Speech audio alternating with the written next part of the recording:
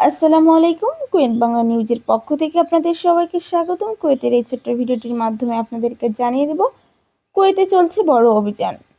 কুয়েতে মোবারক আল কাবির সুরক্ষা অধিদপ্তরের একটি অভিযানের ফলে বিভিন্ন জাতীয়তার ৪৫ জন প্রবাসী যারা আবাস আইন লঙ্ঘন করার ফলে গ্রেপ্তার করা হয়েছে। সুরক্ষা খাতে সুরক্ষা পরিকল্পনার অংশ ছিল।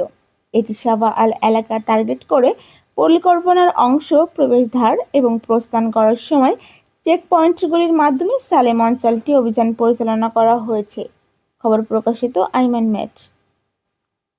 এদিকে কুয়েত দমকল কর্মী দলগুলি মঙ্গলবার ভোরে সালমিয়া অঞ্চলে একটি যানবাহন এবং একটি দোকানের সামনে একটি তারের আগুন নিয়ন্ত্রণ করতে সক্ষম হয়েছিল।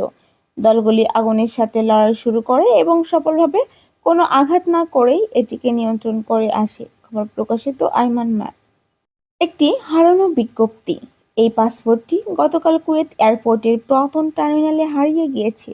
উনি বাংলাদেশ থেকে আসার পরে ভুলক্রমে পাসপোর্টটি ট্রলির উপরে রেখে চলে আসে। কেউ পেয়ে থাকলে নিচের দেওয়া নাম্বারে যোগাযোগ করার অনুরোধ রইল। মোবাইল নাম্বারটি হলো 99546406। সর্বশেষ জেনে নেবেন কুয়েত সরকারি সংস্থা ট্রাফিক কনজেকশন সমস্যাগুলি সমাধান করার জন্য সময় নেয় সবাই করেছে। খবর প্রকাশিত আইমান ম্যাট।